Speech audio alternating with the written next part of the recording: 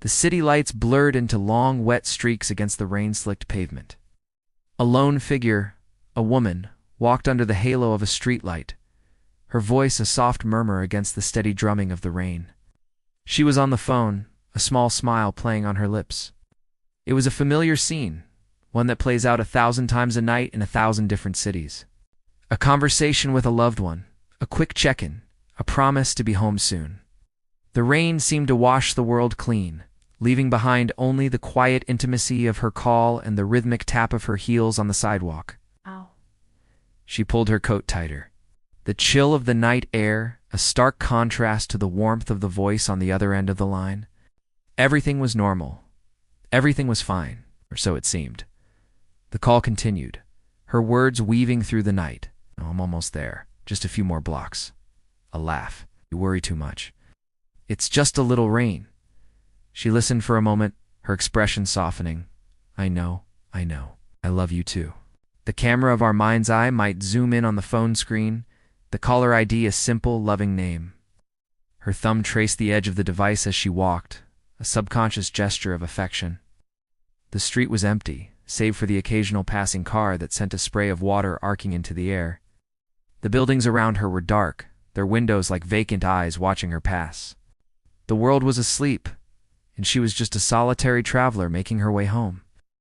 The conversation was winding down, the usual goodbyes being exchanged. But then, something changed. Her pace faltered. The smile vanished from her face, replaced by a flicker of confusion, then a growing unease. What do you mean?" Her voice was sharper now, laced with an anxiety that hadn't been there moments before. She stopped walking, standing frozen under the orange glow of the street lamp. "Who's there? Is someone with you?" The person on the other end was saying something that was draining the color from her face.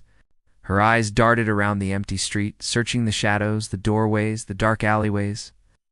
She saw nothing, but the sense of being watched was suddenly overwhelming, a suffocating blanket of dread. "This isn't funny. Stop it. You're scaring me." Her knuckles were white as she gripped the phone, her only link to safety, to sanity. The rain fell harder, a cold, relentless assault. Then, the voice on the phone changed. It wasn't the voice of her loved one anymore. It was something else. Something distorted, guttural, a sound that didn't belong to this world. Her calm shattered completely. A raw, primal fear took over. Her breath came in ragged gasps. "Who is this? Where are they? What did you do?" The questions tumbled out, each one more frantic than the last. The distorted voice just laughed, a sound like grinding metal and breaking glass. It was a sound of pure malice. She took a step back, then another, her eyes wide with terror. She wanted to run, to scream, but her feet felt rooted to the spot. The street, once a simple path home, had become a trap. The shadows seemed to lengthen, to twist into monstrous shapes. The rain was no longer cleansing. It was a cold, imprisoning cage. A burst of static, loud and violent, erupted from the phone, severing the connection. Silence. The sudden absence of sound was more terrifying than the noise that preceded it. For a heart-stopping moment, she stood there, the rain plastering her hair to her face, her eyes fixed on the darkness ahead.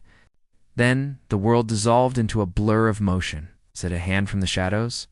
A sudden gust of wind? We don't see. We only see the aftermath.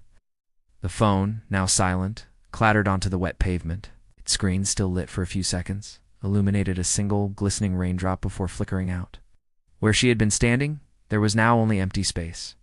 The rain continued to fall, washing over the spot as if trying to erase any evidence that she had ever been there at all. She was gone, vanished into the night. Years later, a single desk lamp casts a lonely pool of light onto a cluttered desk. Piles of paper, old files, coffee-stained mugs. The camera pans slowly over the surface.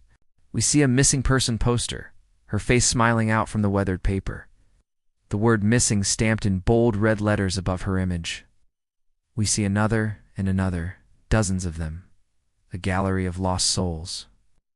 We see case files, thick and overflowing, their covers stamped unsolved. The names and dates blur together. A testament to countless tragedies, countless unanswered questions. Her case file sits on top, its pages filled with dead ends, interviews that led nowhere, and theories that could never be proven. The only piece of evidence ever found was the phone, its data wiped clean, its last call a ghost in the machine.